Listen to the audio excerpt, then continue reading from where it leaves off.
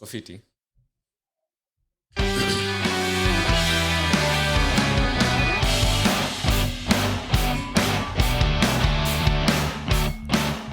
Welcome. This is Impact Masters Media bringing you another episode of podcast, vlog. And today we are blessed to have one of the greatest men that Africa has ever brought. The man himself in tech ecosystem, he has left a dent. Actually, he's still creating the impact. And these are the kind of stories that we would like to bring forth, so that you can see it's not that difficult to do. But first and foremost, we would like to know who he is, because you can't tell an African story, especially for a man, without actually telling who they are. Today, we are honored to have Sam Gikandi from Africa's Talking. Sam, what's up? Yo, how you doing? I'm cool. I'm good. It's good, man. It's good to be part of this podcast. And as usual, we start this podcast by just knowing who you are. Like, what's your name? Where do you come from? Who is Sam? If someone asks, who is Sam? What would you like them to know about Sam? So I'm Sam Gikandi.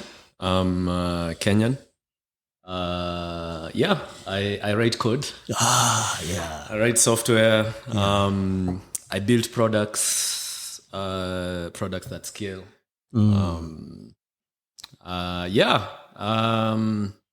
the CEO at Africa's Talking. So I'm someone at Africa's Talking as well. Yeah.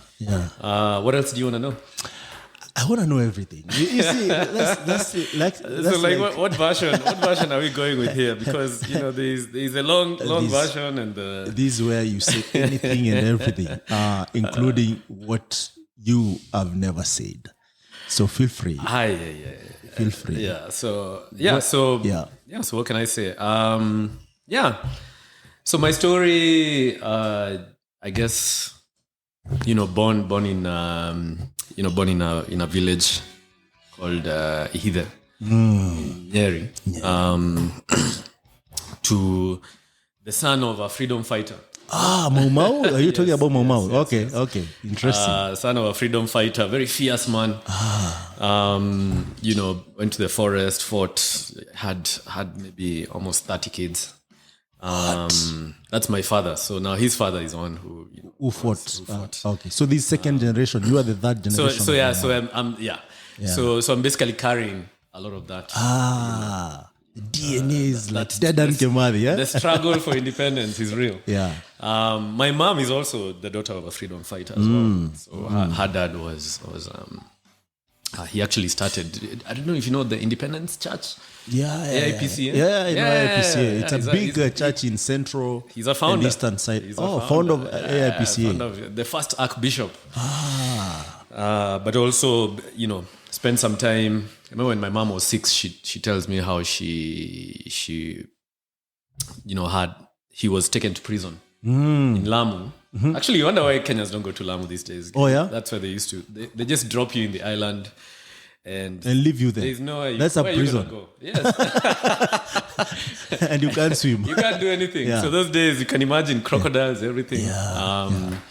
So, so those are the parents of my parents. Wow. And I remember my mom saying how when she was 6, how they put the kids, they told them you can bring one child to see you. So my mom was put in a lorry and they're driving through all these rivers and she can see the crocodiles and coming. From Central to Lamu is quite a distance, especially using a lorry. Yeah, it's insane. I guess only a child can survive that kind of journey.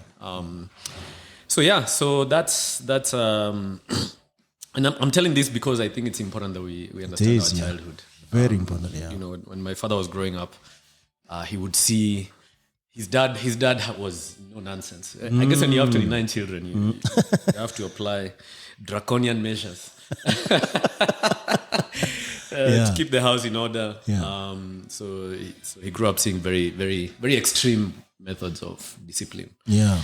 And I'm the last born, last of 4. There's 5 years between me and the second last born. So I also wonder, was I meant to show up? Or was it an afterthought? Yeah, was it an afterthought? And when I look at my life, I'm like, This was an accident. It's always, these things happen. Now that I have a couple of kids, I can see how. You understand? The more you get, the more you're like, hey, chief. Because if you're getting these kids in a situation that's not healthy, that can inflict a lot of pain. Yeah. So I did grow up in a lot of pain, actually. Oh, yeah? Yeah. So as a child, stories were not funny. Yeah. I mean, let's talk about childhood. And besides this podcast, I've heard you, every time I interact with you or every engagement we have, there's that side that shows, and there's also the spirituality of things. There's resilience, and I see where now that comes from. So how was your childhood? Like, how is it growing in here? It was harsh. Yeah. It was harsh. You can imagine growing up in a home where there is no harmony. It's very tough. There's violence. A lot of physical violence. So just, and you as the youngest, you have to survive. Because you don't have. What are you gonna do? Where are you gonna go? So you have to invent reasons for you to go back to that house. Every day. And I think that's where I'd say a lot of my ability to create worlds that do not exist. I think that came from that. So just coping, because as a human being, you don't deserve to grow up in that environment. Yes. And I'm not saying this as saying my parents were bad people or anything. It's really just saying sometimes you do the best with what you're dealt, and I can totally appreciate that the card that they were dealt were tough. If you think about, and I think this is a general story across Africa, like the cards that our parents were dealt were incredibly tough. And they had to transfer that to someone else. Exactly. So, and there was no. And a lot of these things are usually clouded in, this is culture, this is the way it is. But really, if let's say you have a dog and you beat it every day, it's going to turn out a certain way. There's certain things, it's going to turn out a certain way. So either the dog finds a way of normalizing that, or, and God gave us very powerful minds, actually. Gave us very powerful minds where, and I think that's where a lot of even the spirituality comes in. Like, you realize what you're seeing and what I'm seeing are two very different things. Yes. And if you're looking at the same thing, because I'm creating what I'm seeing. So, God says He made us in His own image. So we can actually create our own worlds. So just to really think about that, and as a child, and this is an ability you're born with. Incredibly powerful ability to visualize and create a world and make sense of it. So I think as I was making sense of the world, a lot of these things were happening around me, where you start to think the world is not a safe space, and it's up to you to make it safe for yourself. So seeing all these things, seeing all this violence, and a lot of this is passed down from your biological parents, anyways. So they're the first humans who actually become your teachers. You interact with them. You always go back to them for safety, for security, for love. So when you don't get that from them, then it becomes really tough. Create your own world. So I was actually very smart. Even my mom will tell you. Tell me about it. This guy was Tell me about it.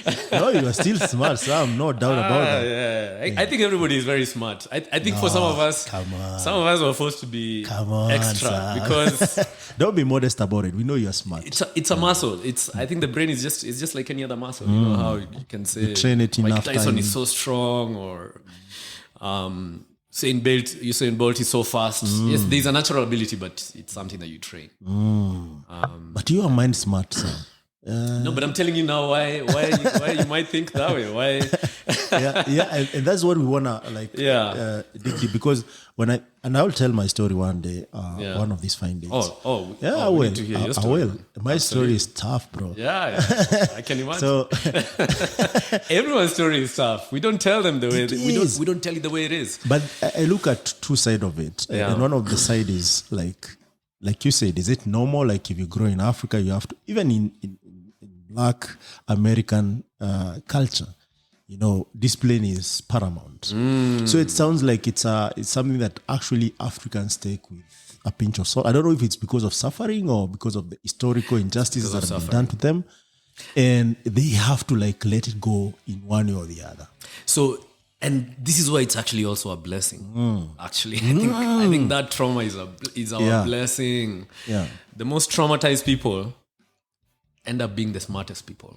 I cannot agree Like more. it's almost agree more. always because no one deserves to work their mind that hard. Yes, Imagine if the only thing that's keeping you safe is your imagination. I agree. You look at what happened. For example, like talk about the Holocaust. For example, imagine the imagination that they had to have to survive that environment It's crazy. and wake up every day and not kill yourself. Before you get killed. Yes, right. That's why the Jews run the world. I mean, look at how successful they are, and we have that chance. We are so traumatized. And some, by the way, when I think Yeah. about it, because I've interacted with the majority of guys who are building the next African ecosystem, especially in tech, I can say this without fear of contradiction. Yeah, That we have the most skilled, the smartest guy by far. by far. Yeah. If you compare with other regions, if we had the same access to resources, the same access to everything that everyone has in the world, we will be way ahead.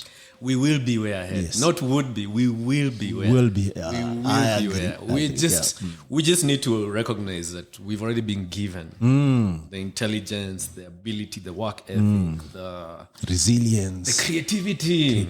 Because you're creating your own world. So by definition, you're so creative. Yeah. Yeah, Look you're even creating what your own world. look what we are doing in the music industry. Music, we've taken over. Look at what Nigeria is doing. Look at South Africa. Yeah. I mean, the stuff they're doing in South Africa is beyond belief. Yeah. In the music industry. Now we're going to take that to the software industry. Now let's not even talk about software, because you have already taken it there, man. I love how you. We're just getting started. I mean, this is the beginning. This is the beginning. I love how you're modest about all these things. But when we sit with you, you have a chat, we talk, I listen to your mind. This goes without saying, and I know why. Also, the culture shapes you to this side of things. Yeah. Is that we even taught to be humble, all right? Especially the Kenyan culture teaches you doesn't matter what you do, how much you achieve, don't go shouting about it, because at the end of the day, there are so many other people maybe who are not yet there. So for you already, there is no doubt. You know what you have achieved. So here you are in primary school. You're getting a beating. You said a dog beating. It was so bad actually. And you're struggling to find love. There's 3 years of my life I can't tell you what happened. It was tough. Yeah. It was tough. That is age. Which age? Like between class 1 to class 3. That's 6 years to 9 years. Yeah, 6, 7, 8, 9. I can't tell you. It was crazy. It was wild. One day you'll tell us. wild.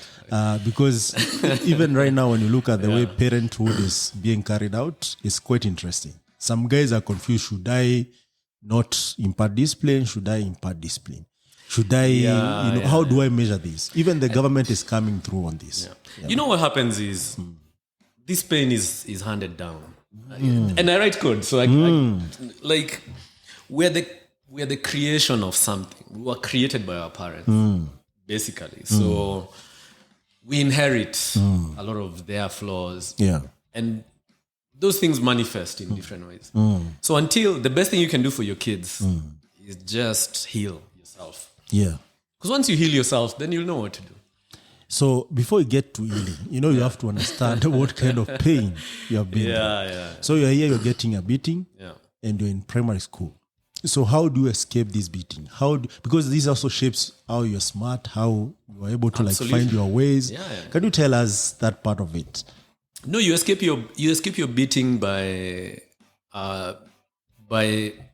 exercising your mind. And these things manifest in different ways. For example, I could have escaped my beating by becoming a serial killer. That's an option. That's one valid option. You can escape your beating by doing very evil. So what happens is you don't love your world, so you either want to inflict that pain on everyone, Yes. or you want to change that world. Yes. So I think the way I escaped mine was by saying, look, I want to create a new world for myself. Yeah. And that's where I really exercised my brain. So did you immerse yourself in books, or how did you exercise your brain? Books. I mean, I remember when I was in that class 1 to 3, I was in a school called Dogamano. Yeah. Actually, the only thing I remember was we had maybe 120 or 150 kids In one class. And and then at the end of the term, of course, they give you like so they line you up from number 1 to number. I was always number 1. I mean, that used to give me so much joy. So I was like, this thing actually makes me happy. And so I was like, I'm actually good at this stuff. So I just really Immerse yourself deep where you're into that good. stuff. And I was learning in Kikuyu. So my class 1 to class 3 was in Kikuyu. There was that stuff. I used to hear the class 4 saying, open the window. I'm like, damn, What's these that? guys are like so advanced. Then in class 4, I went to Busara. Busara is in Nyahururu. It's more of an academy. It's more of an academy because actually Busara was started by one of our neighbors in Ihide. Ihide has produced people like Wangari Maathai, all those people, man. Oh, Wangari Maathai is from Ihide. Okay. Yeah. Those are the guys who went to the forest. My friend. We don't mess around. So she started Busara and I went there and I remember it was class 4. And I go there and they're all speaking English. But do you know what? By the end of that term, I was number 3. Because you could catch up. No, I was like, dude, I know this stuff. Was it boarding school or day It was a school? boarding school. Okay. Yeah. So I went to boarding school in class 4. So that was an escape from the beatings, at least for 3 months. No, of course, there you're also being beaten. So I used to be beaten. Oh, no, the beatings are still there. It's all over. But really, and I think after the number 3, then I became number 1, and of course, There was no doubt. there was no other conversation. That was reserved for some. Until class 8. So class 8 was quite traumatic for me, actually. That's when things really fell apart at home. So the violence was too much. My mom had to leave. So they separated. Ran away. Two of my older brothers already ran away from home. And so it was just me and my other brother. And then, class 8 is when it just became unbearable. Yeah. So my dad demolished part of the house. Imagine you're living in a house. And So it's being like demolished. saying go without saying it. Yeah, he's saying go. He's, instead of, and that was his pain. I understand now. That was his pain. He was inflicting on us. Which is really unfair because as a child, it's not my job to make you happy. Like I don't even know how to make, I don't know. Today I would be like, hey dude, let's go have a drink and talk, and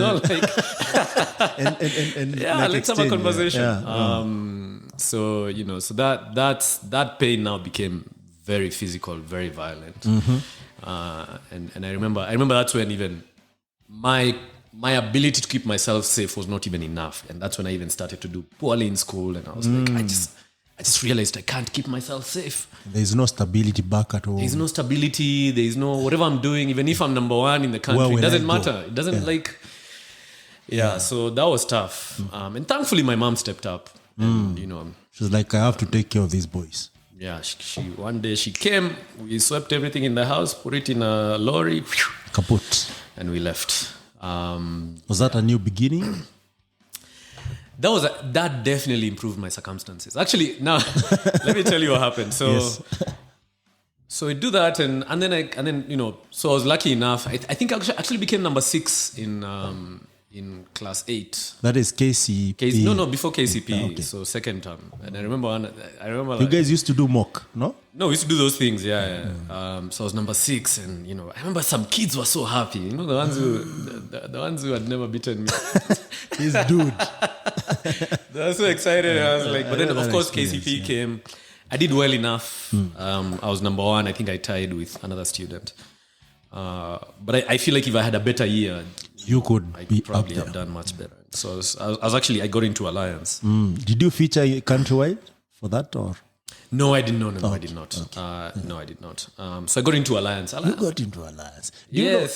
Some you say these things like they don't mean shit. You know every kid. I know it means a lot. Wait a minute. Yeah. Every kid in this country, maybe over 4 million now. I think 2 million do KCP every year now. Yeah. Everyone wants to go to Alliance. Now imagine you made there and you're just like, I got to Alliance. No, but dude, Come I was on. kicking ass, man. I deserve to get into Alliance. I was working so hard. Yeah, for sure. I got into Alliance, and I think my whole approach to education, because by that time when we left my dad, I realized I didn't need to work so hard to keep myself safe. So at something least in me you're switched. good. I was like, I'm good. So I got into Alliance. I mean, I was admitted, I think I was number 17 or 18 by admission, because they also tell you, index this or whatever. Is it by first come or? No, by your score. Okay. Yeah. So you know where you gauge. You know where you are. Yeah. So they tell you this is your level. That's quite kind of mind game. But I went to sleep. Yeah. Now. You got comfortable, you say? Yeah, I got comfortable. I was like, I'm in good. Alliance, No, bro. yeah, I'm in Alliance. And then at home, Nothing, I'm now living with my mom, so there is no more violence. So there is no. So you kind of like. So me, I chilled, man. I think I was number 80 something. That is first In Alliance, Form 1. yeah, Form 1. That's number 80. I mean, even my mom was like, dude, What's up? What's up? I'm sure if she started beating me, I'd probably You go back there. So are you saying go also back this there. beating actually helps you like focus in some way? No, it's bullshit, man. That's what I'm saying. I'm here to say this is all bullshit. It doesn't make sense. No one should have to. No one should have to. I should not have had to go through that. Yeah. So so that. But I was still number 1 in maths. That's what used to shock my mom. Like everything is worse, but So math for me, I think math. 99.9. I figured out math, and I was like, so this is how you do math. Okay, good. So all this other stuff, I was like, I don't care. But I was also like, you know what? I think by Form 2, we're doing things like agriculture. Now you're telling a kid from Mihide to do agriculture, And that's what they do. and that's what I'm running away from. Yeah. Oh, you don't want to do I don't want agriculture. to do that shit. I mean, like, why? I pick tea when I go home, and I cut trees, and I cut Napier. Have you cut Napier grass? Bro, what Dude. are you talking about? These things that I've done. This is like, a chronic until- kid that's like cutting Napier grass and carrying water from the well. And cows are so retarded, man. You carry a whole gallon. They're like, and they're what's like, up? Boom, Can done. you get more? I'm like, dude, man. So you spend and then now you're going to do agriculture? No, like no. I'm not doing No, agriculture. I'm not doing that. Yeah. So I didn't really. I think Form 3 when we went from like 13 to 9 subjects. That's when I was like, okay, now I can game time. focus. It's game time. Yeah, let's do this. And I also knew KCSE is coming. So that's when I really started paying attention. And you used to know like the power of education. Yeah, because education is what had gotten me to Alliance. Alliance also makes a lot of mistakes. So you get into Alliance, and Form 1 they tell you, dude, you're a piece of shit. Because everyone is smart. Yeah, no, they actually it's like a systemic called monolization. I think it happens in many high schools. You're talking about you get into, monolization. you get into high school, and it was so bad for me because I thought I'd gotten into a safe space. Yeah. But then now I'm being told, no. Alliance is not a safe space. I think that's actually what woke me up ultimately, And this when I realized. by your seniors. This is, of course, by the especially the Form 2s. And some Form 1s will They're tell also you. taking pain that they had in Form 1 on you. Yes. And that's what I did when I became a Form 2. I'll tell you some Some of the crazy stuff. Especially I went for the big Form 1s. The ones who are bigger than me. And you are small in terms I of was so size. small, man. I was maybe the smallest guy in the class. Small but smart. I was tiny. Yeah. Yeah. So so that also by Form 4 I was back to number one. I was like, hold my beer. Let me show you how this thing is Let done. me show you how this thing is done. Okay, tell me about how you monolize these guys. Normalization in Alliance, actually. So the good thing is, by the time I got there, it wasn't physical. So they don't beat you physically, but they basically they tell you that you're almost like a slave. So right now I could say MK, like fly for salt. So then you leave your food, then I eat your food. That kind of stuff. You come back, you don't have food. Like, then tomorrow I tell you fly for salt, you're like, dude, I don't want to fly. I'm like, hey, Form 1, you're feeling familiar. You start asking a Form 1 like difficult questions. Yeah. This guy I'm just here to escape the Let me trauma. ask you this, Sam. I got a couple of, I also monolize a couple of guys. Yeah. It's like a culture. So what you used to do, you used to draw where we are seated, this map of Africa, right? So you're told, draw map of Africa on the ground. And then show us where your home is. And this map of Africa, you can imagine the scale, the whatever. Yeah. And maybe you stand there, you think you're standing in Kenya, maybe in Hide. And you're in Tanzania, literally. So you're told, okay, dude, why are you like playing with us? Can you show us where your home is in this map? Yeah. So drawing it is a challenge. Yeah. But also what that used to do to us is like we used to like get that challenge geographically, stuff like that. As you said, I think, not that I'm the same age as you, but the thing that we used to get from that is that this is challenging you also smart-wise. But also these guys will take advantage on that because, of course, there could be punishment after that. There was, dude, it was... The only good thing is actually, so the cool thing is my brother was actually a Form 4 Alliance. Yeah. You guys were smart. So, no, I mean, we were smart kids. Of course, he also has his story on why he became smart. Not like we your all figured story. it out. Yeah, not my story. So we progressively actually became smarter. So, Is he around? Yeah, he's around. Yeah, he's around. We did lose the second born actually earlier this year, so that was tough. Did he also go to Alliance? Or? No, he did not. So he went to Nyahururu High School.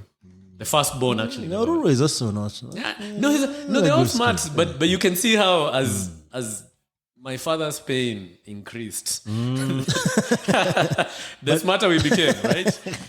Which is not a good thing. Yeah. It's not. Yeah. I wish actually. Yeah, sometimes I'm like, the pain that I have felt through my life, it's not fair. It's not fair. Yeah. But to some extent, do you think DNA has to do with smartness? Nah, dude. I genuinely don't think so.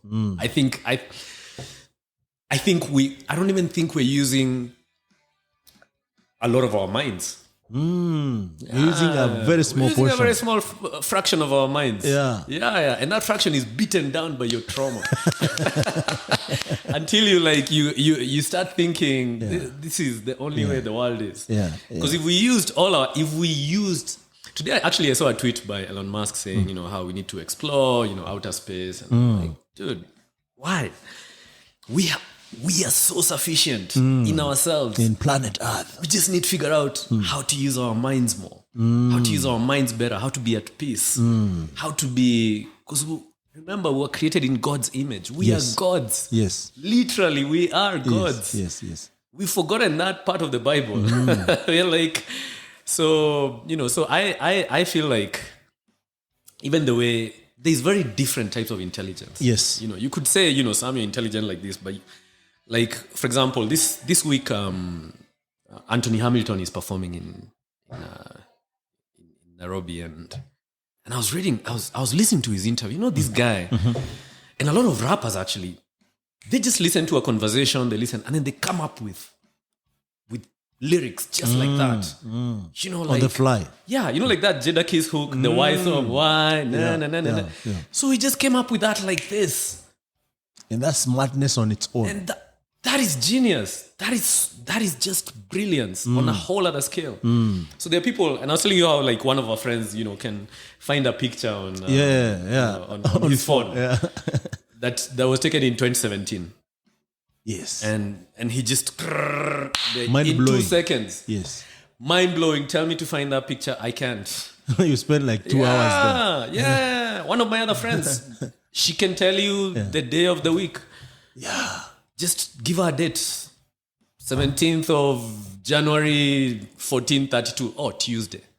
What? Are you saying we don't utilize like the true purpose of each and every individual in this world? Now the Kenyan system is doubly messed up Because you are taught we the put same everyone way. on the same line. You know that line we used to have in Dogamano. You didn't say that. That was the only line that mattered. Yeah. Which is why I'm actually excited that they're actually trying to change how. Do you think CBC will change that? I think CBC is headed in the right direction. Yes. Is it gonna take us there? I doubt it. Yes. I think we need to. I'll give you an example. So, for example, my mom has a school. Mm-hmm. My mom is you think I'm a good entrepreneur? Oh, I wish I meet your mom one day. oh my God, she's incredible. She built a school from the ground up. When she turned 50. When she turned 50, she started a school in Weyomereria. You know, this is Jikaze. Yes. So we ran around Kenya, and then we ended up in a place called Jikaze. Jikaze. Life is hard. And she built this school, and today she has 800 kids. Full-fledged from class 1 to class... From nursery to class. Now she's starting a secondary school. She's 70. She's Right. 71. And she's still running. And she's running that school. Wow. And then COVID hit, obviously. And I love this. Because my mom, so she was like, I'm bored, blah, blah, blah, I need to, whatever. So she started a hardware in Weyomereria.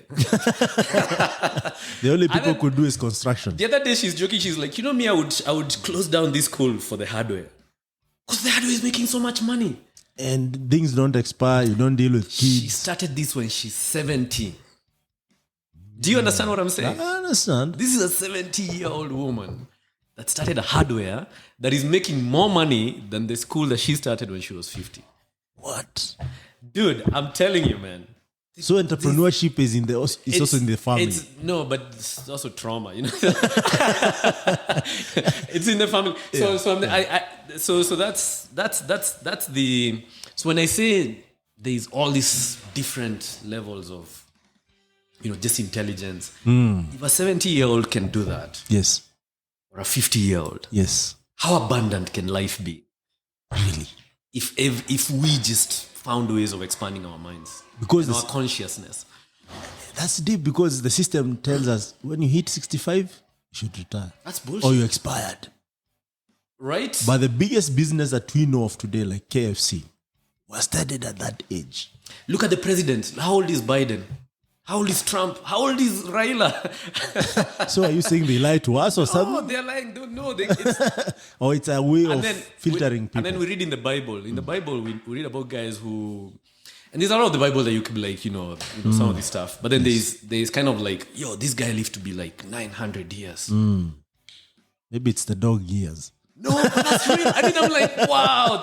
Why would they make that shit? It's so it's- of all the shit to make up. Why would they? Why would they make that shit up? That shit probably happened. That means So where did we go wrong? what we consider to be infant mortality today is actually, that would be, if someone died at 120, That's in the infant days of mortality. Methuselah, that's infant mortality. That is how, and I think what we've gotten so far away from our natural being, who we are meant You're to be. becoming, is it artificial? We are so caught up in the shit that we've created to make sense of this world. The money, the politics, the power, the clothes, the cars. We are so caught up. It's good you have talked about those things. Let's a little bit talk about power. I don't know where this is going, by the way. Let's talk about power. Tell us more about power. Because you see, one of the things that even I would like to ask maybe is like, how did you transition from Alliance to what you have done? But at this point, I think power also played in your growing up, right? Yeah. And there is a way you view power. And there is a way we need to like review how power should play in how we live. Yeah. I mean, I think I think power is toxic, especially the way it's. I mean, power is obviously can bring a lot of change, but when you give power to a human being, in many ways, the people who seek power are the ones who are trying to feel safe. So, if I'm safe, why do I need power? Doesn't make sense. Why do I need power? Like, for what? What is it doing for me? So you always have to, even as you, and that's why, for example, today I was watching, I think there's a rapper, no, there's an actor. I forget his name, but he was saying how the problem we have is people get in power before they do the work. Before you realize why Is are it you Denzel actually or? going for that? No. He's actually a heavy guy. He's a guy who's like. Actually, I think the interviewer was asking if Will Smith slapped you, or he's like, what would you boss, I don't even want to like you Think can see about this is a guy who's like, hey, I know I am powerful, but in that situation, I don't even want to like. He'd even be asking, why am I even in that situation? Like, what's going on here? You know. It's someone who's like, he could knock out Will Smith, but he's like, no, I'm just. It's not worth it. It's not worth it. What is it doing for me? Like, why should I punch you, MK? For like, what why should reason? I do that? Yeah. If I'm more powerful than you, why should I? So You're asking the right question to the right person. So there's just that sense of power. First of all, can be abundant, and I think that's what even in AT. I mean, you work at AT, so you see a lot of this. Yes. Just trying to distribute power. And the good thing is, I feel like we've come to understand what power actually means. And as human beings, we've realized power is the same as information. Yes. So the most powerful companies today are the ones that have the most. The most powerful people have the most. Biden knows what the nuclear codes are. Yes. Why don't we all know what the nuclear codes are? That's why he has so much power. Because he knows what you understand. So I hear you. Yeah. But so, now that's a whole different conversation. He has more information. but you asked about power, and for me, power and information, yes, actually the same. So actually today, it's funny. I don't know why we're doing this today, because today there's so many things that are relevant. Yes. I was talking to another friend, and they're building a platform for running an organization and all this, and we're having and I was like, you know what, actually. We are building a platform because we are also building our own platform. Yes. Running and Tilapia. We're gonna talk about all this platform that I'm building. And the whole idea behind the platform is just radical transparency. Because once there is radical transparency in an organization, then everyone has the power. Yes. And so much can happen from that. Actually. So much happens from that. The other day during a company meeting, I mean, we presented I think our CFO presented the financials. Yes. And he was so scared to do that before that meeting. But then after that, he was so excited. He's like... So many ideas that came out of that. So many ideas on this is how we can move this number. This is what we can do. So you start to really appreciate, oh my God, then why am I hanging on to this power? Why am I excluding people from what I know about the business or about myself? Yes. And all of the power even comes from like people knowing about who you are, where you're coming from, what makes you... How do you make decisions like this? Exactly. Yeah. So my sense is there's so much power in the world. And we need to decentralize that power. Yes. And the people who are centralizing it need to ask themselves why. What does it mean to you as a human being? As Uhuru Kenyatta? Wait a minute, Sam. What does it mean to you? Sam, when you say such things, I feel like I should ask certain questions. Yes. Because I feel if you focus in like doing all this, you can focus and tell us like, there's the part of saying we should decentralize things. But if you're given an opportunity in the world with 7 billion people, how do you go about this? Just make information. So there's where this question is leading. And of course, there's if you look at the software industry, for example, the best software is the one that's written openly, where everyone can see. Open source, exactly. Look at Linux, look at, Akka, look at Scala, look at all these languages that we use. Java, Homebrew, all these things. The way now companies like Apple, Microsoft, Google make their money is by hiding. You start hiding things, and then now suddenly you have some knowledge that no one else has, right? And that's how you now get powerful. That's how so you basically the less transparent you are. Actually, the most powerful, the richest company today is Apple, right? Yes. But it's also the least transparent company. Yes. I have friends who work in Apple who can't even tell me what they do. They're not even allowed to, because if they talk about it, like, that's You're it. done. Yeah. So that's why those guys are sitting on hundreds of billions of dollars in cash, when Sri Lankan only needs 5 billion. You understand? Like, what the? It doesn't like, make sense. Yeah. If every Sri Lankan knew that Apple has $200 billion in cash or $300 billion in cash, Yes. and those guys are struggling to make ends meet, It's kind of tricky. it doesn't make sense. You understand? So it's just that hiding of information that, for me, and I'm in the software field, so obviously, and I think this is a recent awakening for me, where I'm like, you know what? Yeah. It's open source. Let's just share widely, abundantly. Let's build together. Let's tell people how we do things. And then if Africa's Talking's value is that we can manage your communications for you, and you're by the way, you guys manage this platform for us. That's it. That's fine. Yeah. That's fine, right? So, yeah. So those are some of the small things, and I think the software industry is ahead in many ways in that sense. Yes, The fact that there's a lot of people who get to this point and are like, hey, I'm just gonna like open source. Sam, we're jumping the gun. Yeah? I know. Cool. I know. Yeah. People are like, hey, these guys was in Alliance. Now, are we now open sourcing stuff? You know, you're trying to fly through because each story there is like a whole episode by itself. And we're going to do this, guys. So don't worry.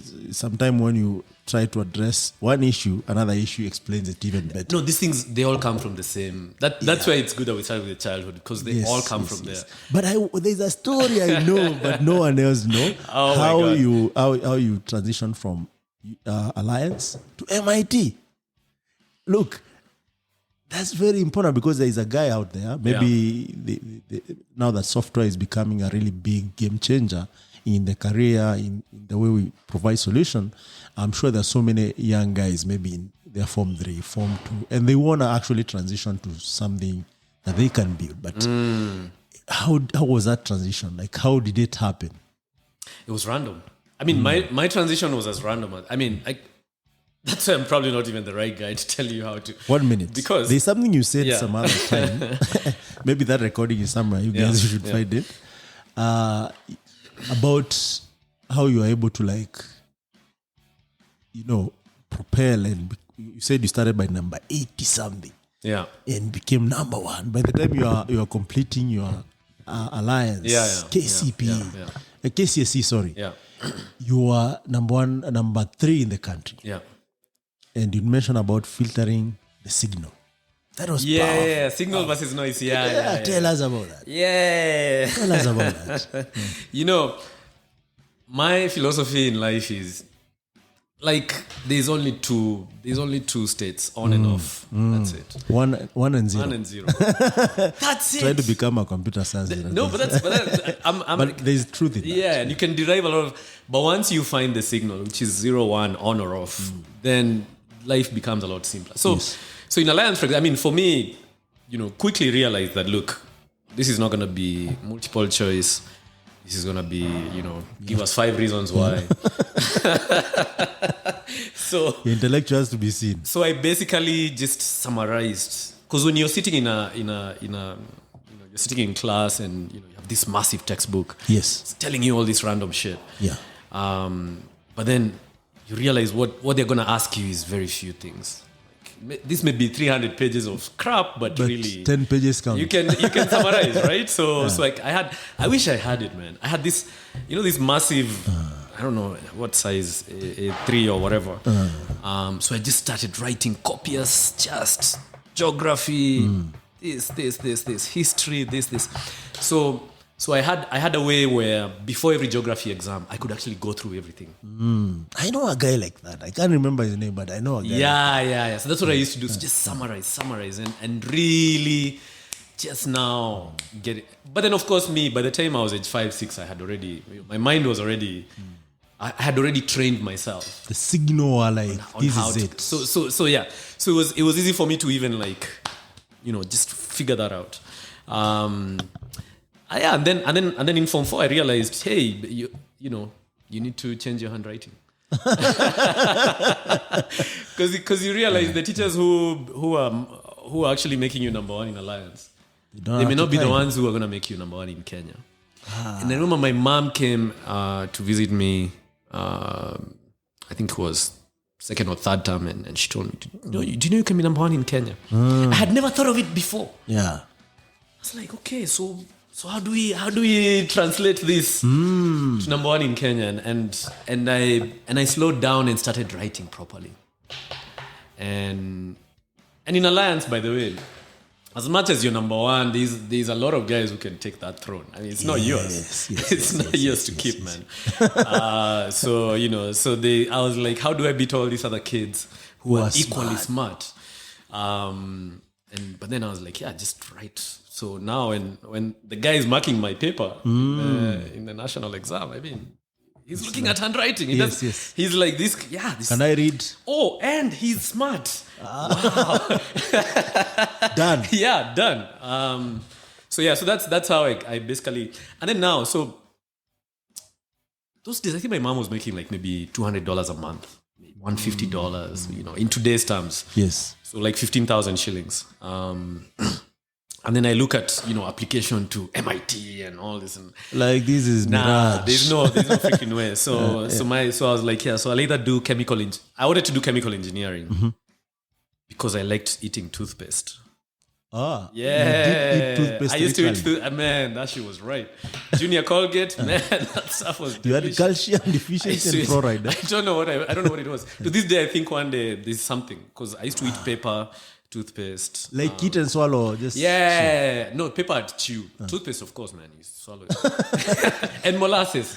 Oh. So you remember Skariguru? Yeah. You used to love that a lot. I used to love that stuff. Okay. So I was like, wow, I can actually make this stuff. If I become a chemical engineer, I can actually manufacture. I can make my food. I can make my food. But of course, my mom was not amused, so I picked medicine. And that was that. But then now, and then in those days, nowadays KCSE is a big event. Actually. I love it. Like there's a lot of celebrating. KCSE and all this. Those days, we used to celebrate the schools, not the students. So everyone used to know Alliance is going to be number one, all this, So but there was no like, hey, Samuel Gikandi. Nowadays, I see in the papers, man, they print number one to number 100, 10,000 or something.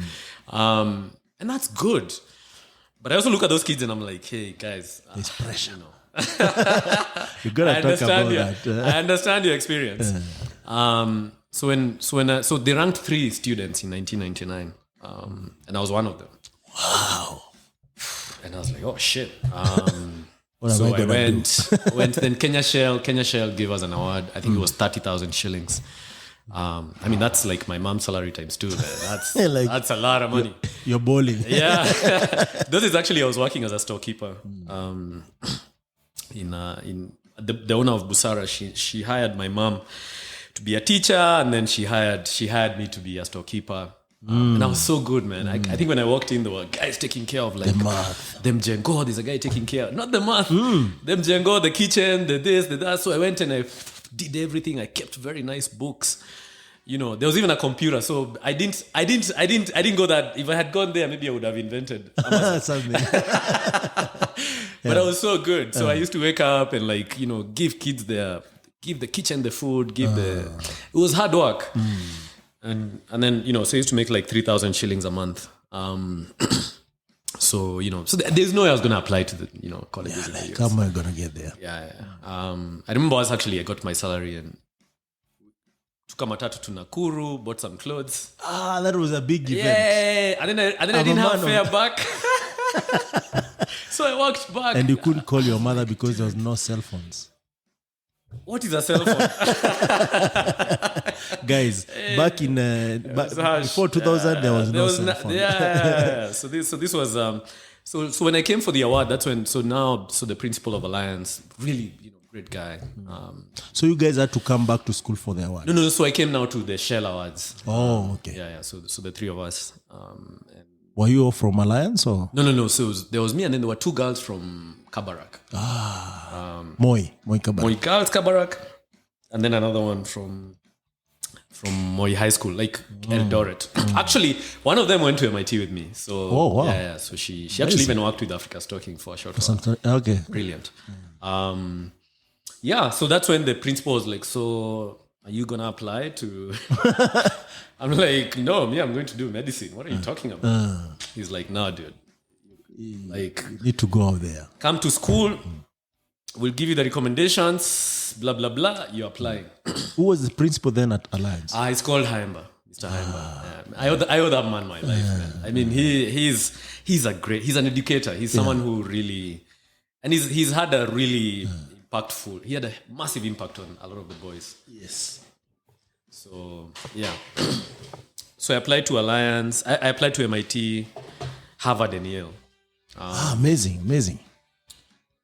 I think my Harvard application actually had to cut the envelope because I didn't have enough money to send it.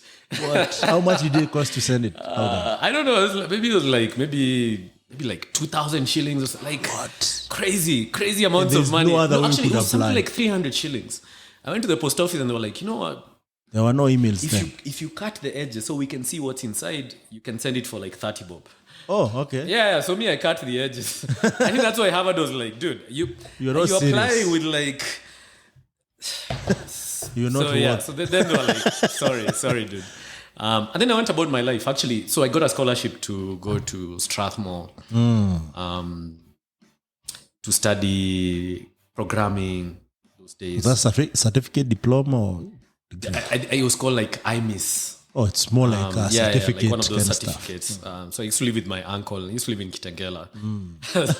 Tegela to Strathmore. Whole other situation, man. So I know, like, you just get in the matatu in Kitengela with your 100 bob, Yeah.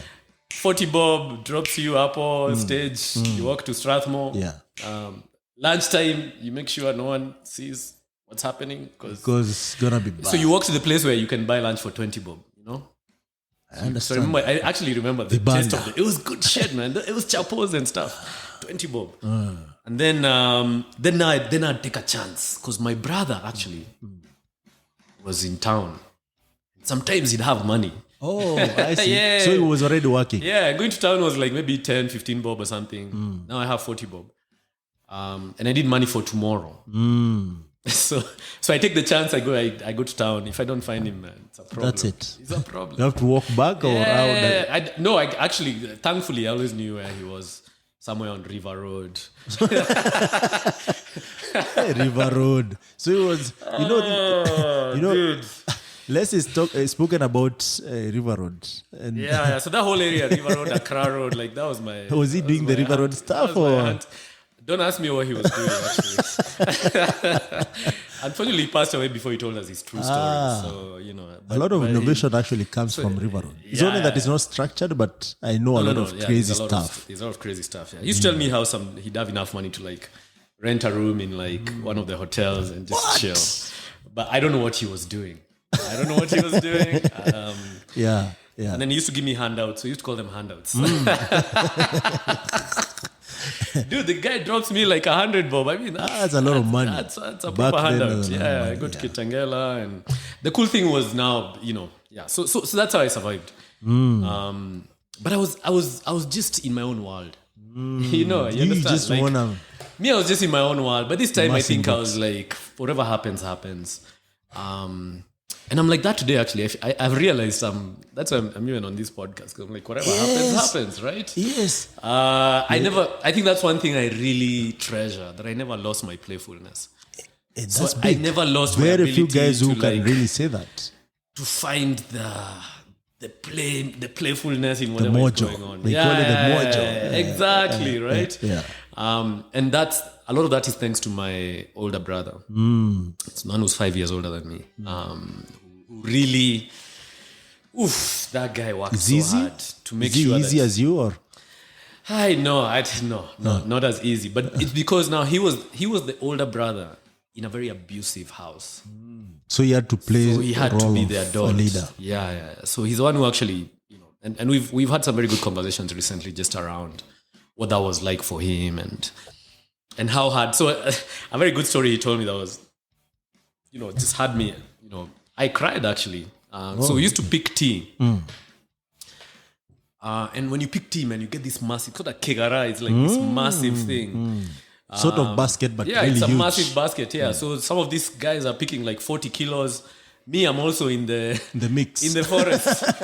For me, it's a forest. These three things are like because you are because I'm also a tiny small. kid. Yeah, Yeah. So he made me a tiny one. Wow. Yeah, dude. I was like, Just for this young this- bro I of didn't, mine. I didn't even remember that. But he made me a tiny one. So he's the one who really made sure that I had a childhood. He would come through for you. He really came through for me. Show the love. He showed the Protect love. you. He big time, man. Big time. Big time. Yeah, when my yeah. dad is telling me, I have a dude, brother like I don't that, care. baby. Exactly. I'll talk about that Man, another this time. dude, Yeah. they help you stay playful. Because him definitely, he's very like, hey, if this shit doesn't work, he might get into, hey, this world is not. Yeah. For me, if something doesn't work, I'm like, okay, next. You know, like, and I'm very fast and loose with that, which is also maybe a trauma response, but I feel like it's a default. Kids are like that. Yeah. You see how kids play. Yeah. They'll turn this book into a plane, and then into a house, into a bus. Yeah. Yeah, and then they'll break it and they'll move on. The thing, No imagine big deal. the thing that was the house, the bus, the plane to you breaks. Dude, you're gonna be devastated, man. Yeah. But kids are like, hey, let's find another thing. Oh, what is this now? Yeah. You know, so I feel like as humans, we've really lost a lot of that ability to just be playful. So I think that's how I survived a lot of my, even when I was going to Strathmore. Strathmore, me, I was just there. I was a Just passing backbencher, time. noisemaker. Back then, you used to wait for 2 years to join campus, right? Yeah. Actually, you have to. That's So why I you were became like a storekeeper, spending and 2 that's why I years. was like roaming around. Yeah. And and then that's when I got into MIT actually. And I remember MIT actually used to send like a telegram. So they sent a telegram. For the guys who. are For the qualified. guys who got in. And So did you receive the telegram? yeah, so my mom, my back mom received in the it. She village. told my uncle. In those days of no tell, by the time my uncle was telling me, she was like, he was like, did you apply to Manchester? And I was like, I did not. But he's like, but you got it. And I was like, oh, cool. Okay, next. Manchester is in UK. Yeah. MIT is in US. And then Yale actually were they really looked for me. You did qualify for Yale. So Why didn't you go to Yale, man? because Mr. Haimba was like, so when are you going to MIT? So for him actually MIT was just the school that you go to. Like for him, I think he kind of felt that's where I should go. Yeah. I don't know if he was right. Actually, No, We could do other I mean, conversations he with is him. because look what you have achieved. Look, No, but dude, MIT man, it's crazy. I don't want to talk shit about it. I love that school because a lot of my friends went there. But dude, Tell us about MIT. I know. Tell us MIT about MIT. The best thing about MIT for me was when I landed. It was actually just the fact that it's in the US. Remember those days we used to pay for internet, Actually, the way I did my essays was in internet cafes. Back in US? No, here. Oh, yeah. Because you had to type up all these essays. And Why you? And already why you have the why not grades. everyone else? So I had to learn how to type and... And you are like chicken typing. Dude. Actually, so I got good. I mean, I had to. No, right now we can't speak about your typing. It's crazy. So now when I went to MIT, for me it was actually, I expected MIT to receive me nicely and warmly and tell me, Because you're the guy. and give me American citizenship, tell me you're now safe. You've worked hard enough. Here is your job at Google. No, dude. You are nobody. They tell you, by the time you leave this place, half of you are going to be below average. Right? So their work is to... all the shit that you've done, you're still probably going to be below average. So I spent all of my MIT life, basically worried about where is the class average. What? Am I below or above average? To the point where, actually, a lot of MIT graduates today, if you ask them where they went, especially the Africans, I don't know about the rest, there's a shame almost. Like, I don't want No to one be tells you I went to that MIT. place. No one, it's not, I don't know. I think that's something we can explore fully. Is it that you don't want to be associated? Is it that you're Some trauma of sort. ashamed that you're so smart? Is it that you feel like you're boasting? Is it like there's a toxicity? to it. And I mean, that was MIT. I'm sure things have changed. That was MIT 2001, 2006. MIT is still MIT. Today, someone. So when let's say you go, you're meeting mamas, whatever. You're also trying to. Were there cool chicks there? They were cool, but geeky, nerdy, nerdy chicks, nerdy chicks. Geeky. What? Yeah. I mean, we can have a whole other conversation about that. But but when you meet someone, you don't say I went to MIT. You say I go to a school in Boston. And if you're very brave, you say I go to a school in Cambridge. Ooh. So someone is like a school in Cambridge. That's MIT or Harvard. So you're getting, but you don't say it, and it's a thing. It's actually a thing. Imagine someone asking you, you went to Nairobi University, and you're ashamed to say you went to Nairobi. Why? Yeah. Why would you be afraid to say I went to Nairobi University for whatever reason, whether it's good or bad? I mean, it's not healthy, right? Because that's cool, man. Oh, kicked our ass. And that's the undergraduate was very like they call it. It's like drinking from a hosepipe, from a fire hose. So imagine drinking from a fire hose. There's actually there's an acronym in MIT called IHTFP. IHTFP. And it means I hate this fucking place. And we have t-shirts. With that acronym. Yes. Because it's back to back. I hate this fucking place. And do people drop out? Of course. No, people kill themselves. Suicide. Yeah. Because you now even doubt who you are. Yeah. People, I mean, mental health was a big problem in that place. So somewhere your childhood made you to me in my playfulness. Like I've seen worse. My playfulness is what got me through that playfulness. place. Okay. My playfulness where I was like, me, I'm easy. New York is like 5 hours by bus. To Chinatown, give them $10. You're in New York, you're chilling. That's what got me through. Because, I saw it go south for quite a few people. So it's a great. I don't know. It's a great school. Does someone feel overwhelmed by classwork? Everything. Imagine, yes, you're number one in Kenya, what is this? So I remember, we took biology, actually chemistry, ML chemistry. You have to take biology, chemistry, physics, and math. A whole year of those things. What? Dude. Straight up. No matter what you're doing, even if you want to become a musician, you have to do a mandatory. whole year. And now that whole year, they used to say the MIT math curriculum. Like in one semester, you cover what Harvard kids are doing in like a year. Say what? One semester. And actually, in 2 lessons of chemistry in MIT, we covered what I did in high school. You're like, I spent 4 years I doing went in there this. being like, dude, you don't understand, man. I am the chemical dude. Guy. Yeah. In 2 lessons. 99.9. By lesson 3, you're like, what is this? You're done with high school. Yeah, you're done. Like whatever you thought you knew, it's over. Yeah. And now you realize you don't know shit. You realize you don't. And then the problem now is there's kids who actually are way ahead. Oh, I had a Nigerian friend. Oh, from Africa. Yeah. I'm like, dude, how the fuck taught you this stuff? How do you know this stuff, man? But the guy knows stuff. Oh, I mean, he was taking like 8-9 classes just for fun, Say what? Yeah, just doing his thing. And he's acing everything. He's acing everything. He's actually, they used to, if you ace something, you're called a god. So he was a god in many of the classes.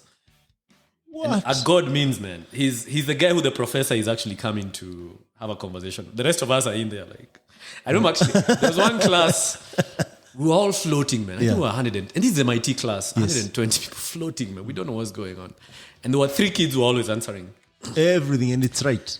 Yeah, but then what I loved, I think that class was very, it was a Nigerian professor actually. And he was like, he asked the question and the same 3 kids. And you know what he said? He said, can I get an answer from someone who has not taken this class before? They had taken the class before? Yeah, the kids, I stopped going to lecture. Because me, I was wondering. How do they know this? How do they know this? So is it supplementary? How? It's just difficult. How come they have taken the class before? No, because that means they failed. Oh. Yeah. So they're doing. And they have done the homework. They've seen this stuff before. That's why they were torturing me. Me, I was like, So there is a lot of show off also. what do they know? I mean, it's not sure. They're genuinely like learning. They understand it. Yeah. But me, I was like, no, does it mean I'm so dumb? That everyone knows this stuff and I These don't. guys know this stuff and I don't. But they've taken this class before. I was so happy, man. Yeah. So I managed to do my undergrad. I think I got a C in my last year. So I managed still to got the fight first class average mostly. And I got I got a job at Morgan Stanley.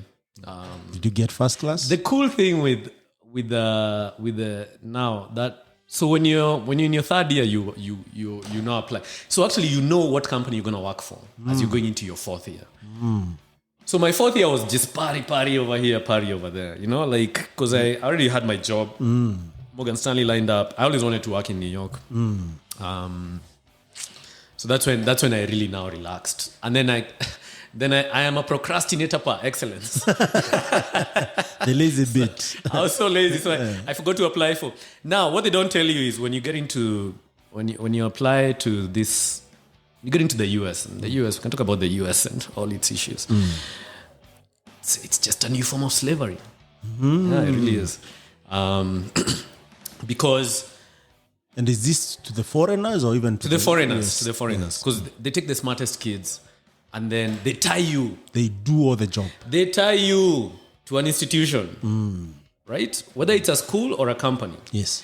So if you look at my visas, they would say MIT. So if MIT decided we don't like you anymore, You are done. you're not allowed back into the country. Say what?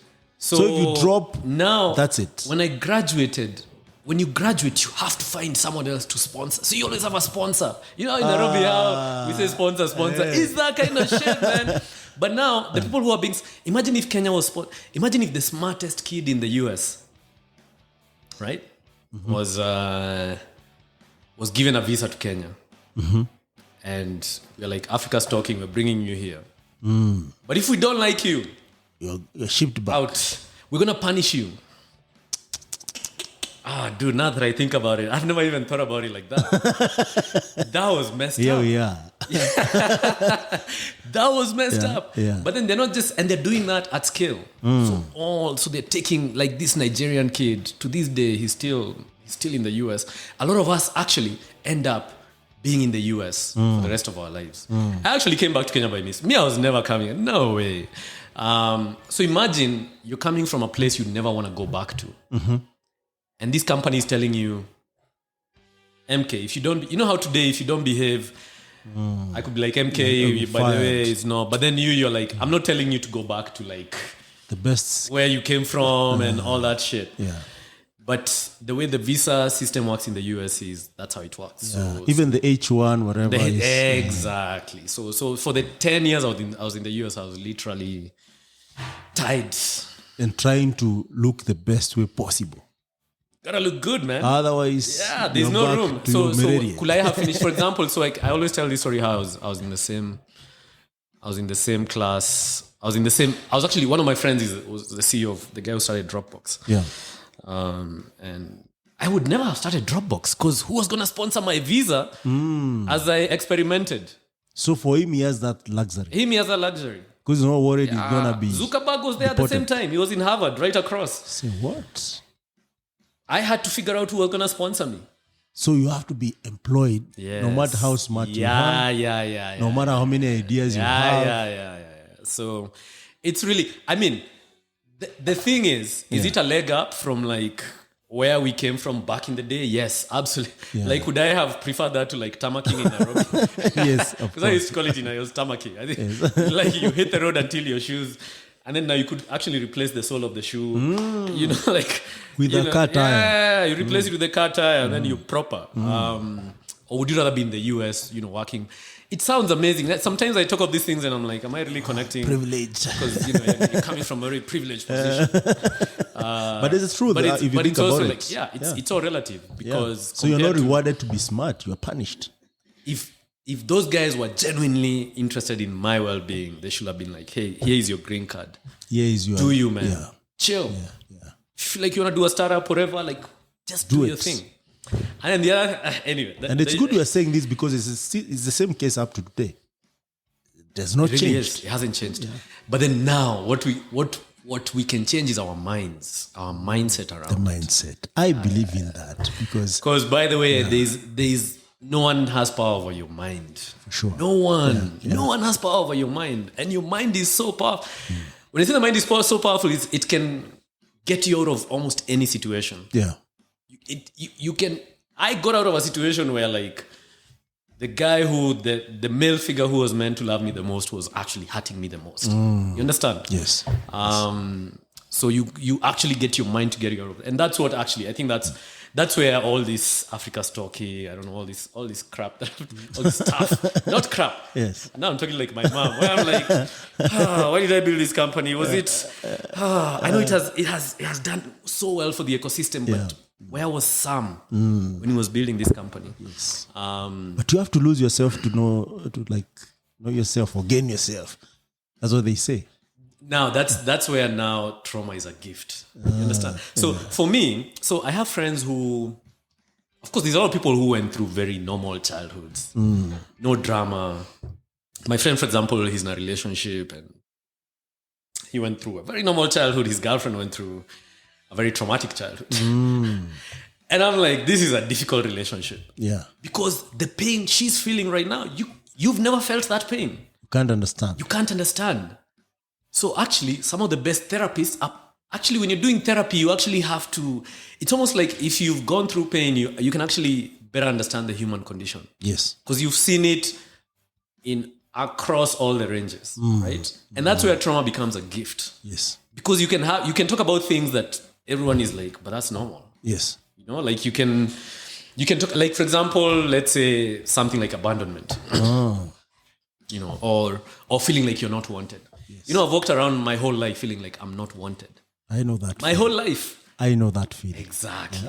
Now, there's people who don't know that feeling. They were always walked into a room and they were welcomed with hugs and that's amazing. Yeah. And that's how we should have felt, right? But the fact that we didn't feel like that means that we can actually... But it's a blessing. If you think about it, it's a blessing. But you have to get out of it for it to become a blessing. Exactly. If you stay in that room when you're not wanted, you're literally just driving yourself to an early grave. Yes. Yeah, if you stay in that room, I'll not say this as a privileged person. But most of the people I know who have experienced that, me included, they have found a way of getting out. They have, and those are some of the most creative people, most smartest people that you have. So I don't know if it's nature that carves you to be in that situation, to be able to make a difference or even to like create something out of it. But that's debatable. So I don't know many people, but the ones I know, they are really smart and they have gotten out of it. Yeah, and there's a lot of people I know that are really smart and still, I was still in it. You know what, people? There's a difference between getting out of it and coping and learning how to cope with it. Survival mode. Because you can learn. The hardest thing is to learn how to cope with it. So that every time you walk into a room, you feel like you have to make yourself. You know that unwanted feeling is there, but you have, and that's where now I'll just tell guys watch Netflix. How to change your mind. Because if we take it there with mental health, where you can actually even touch your trauma. Because if you watch what those guys are saying, you can relate. You can touch it in a safe way where you realize it's not.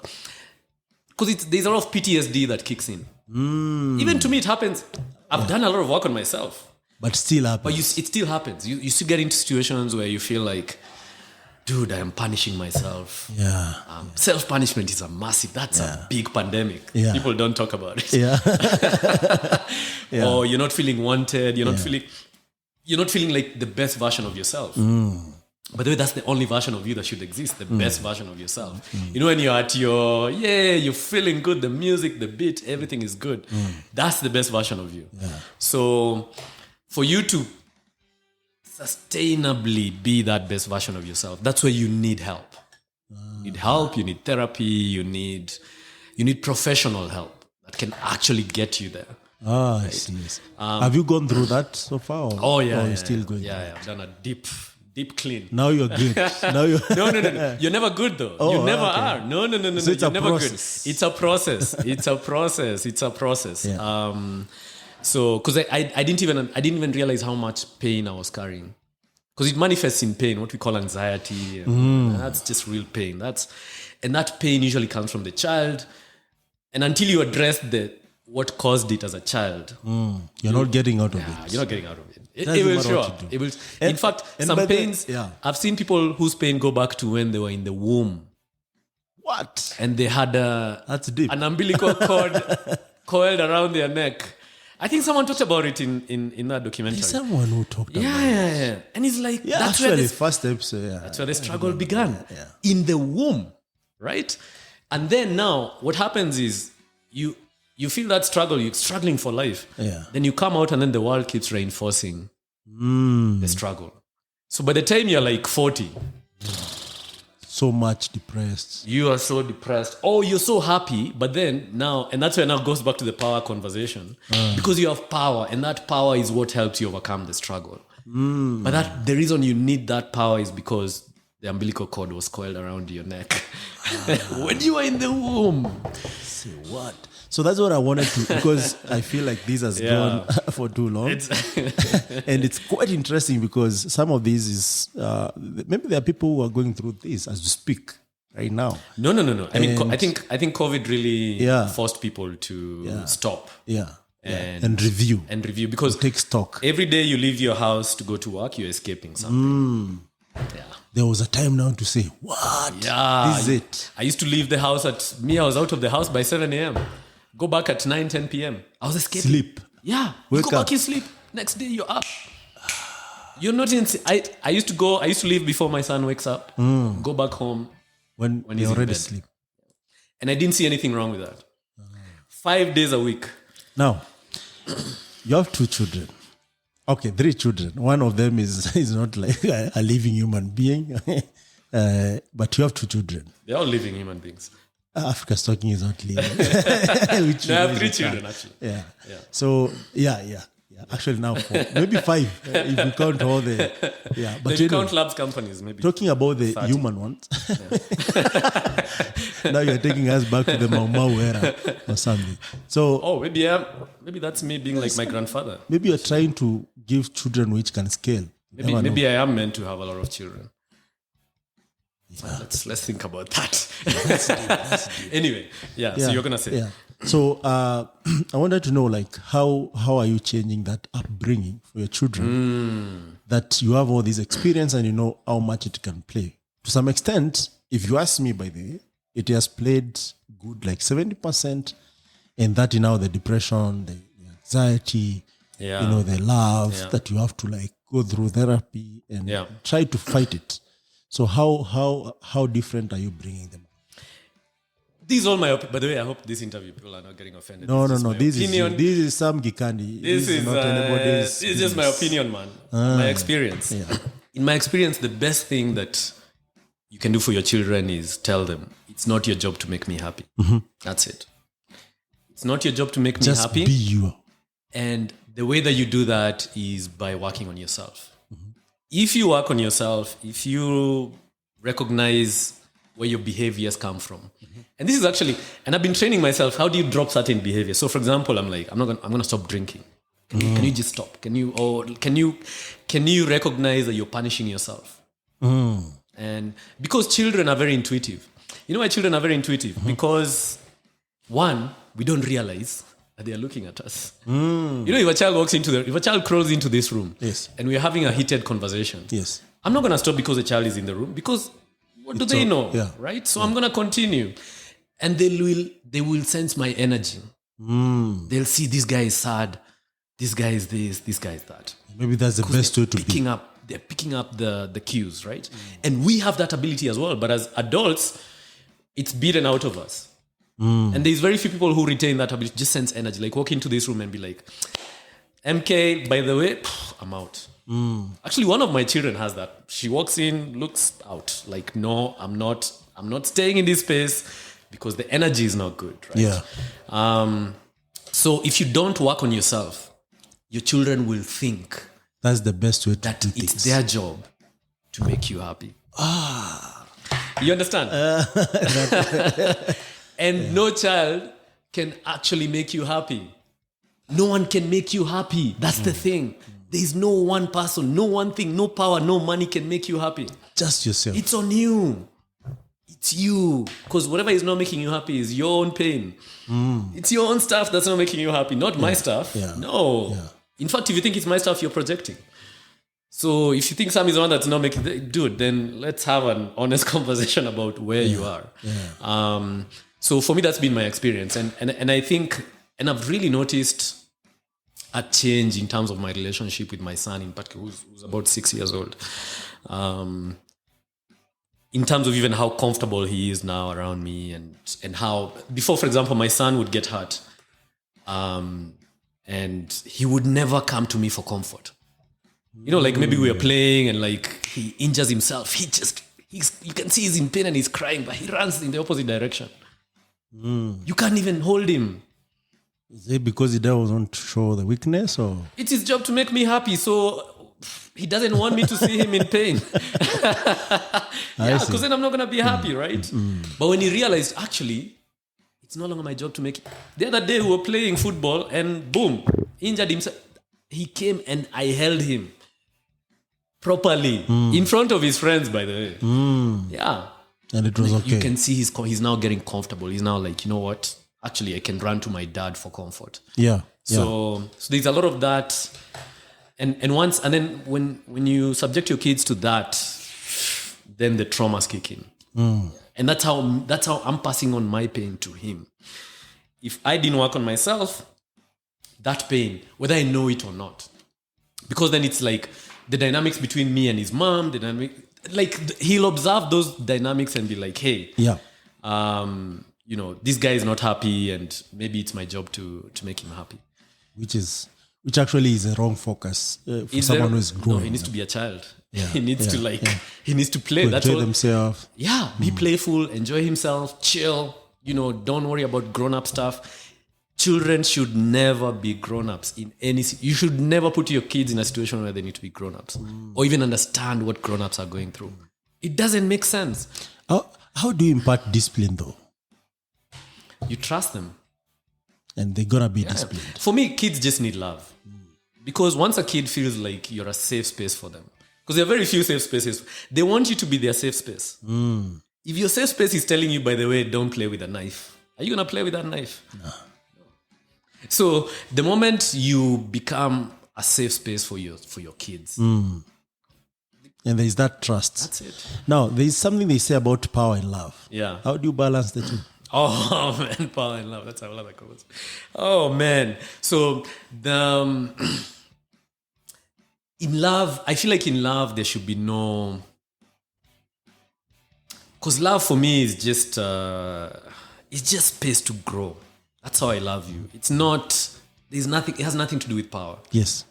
I don't know what you mean by power and love, but so this is what they say. There's a whole book about it. So, and these even cut across how business are run, things like Shell, you know, all business, and how they have conquered the world, how they have made other people suffer, how people go into war. So they say if you love too much, then people take advantage of the love. Oh, okay. If you're powerful enough, now you end up hurting people because they're afraid of you and they can't do anything. They can't defend themselves and they can't do anything. So for you to live a fulfilled life, you need to balance power and love. Because what is that equation? 0.5 power? For me, love. It's not mathematically, but how you express both. Because at the end of the day, you find yourself either expressing power and expressing love. For me, actually, this is my I guess I'm still on this journey of really understanding things. Actually, love, boy, did I not know what love was. There's this test called love language. Physical touch, words of affirmation, those. I didn't know what that was. This was last year. This is not even long time ago. Yeah, because I didn't because usually your love language comes from how you were raised as a child. So if your parents always used to like give you gifts, Yes. gift giving becomes your love language. So if someone wants to show that they love you, they give you a gift. Yeah. If you're not sure that you love someone, you give them gifts. If it's, physical touch, which a lot of us men, by the way, we don't know anything about physical touch because we grew up in a world where... So there is some type of way you're supposed to touch someone if you love them. There's a way that physical touch and love can be interchanged with no agenda. There's no other agenda. There's no... just love. It's not sexualized. It's just love, right? And we're going to talk about sexuality here. Yeah, we're going to talk about those things. Yeah. So there's a way in which... Because for me, in love and power are actually two completely separate topics. I don't think there's a need to marry both of them.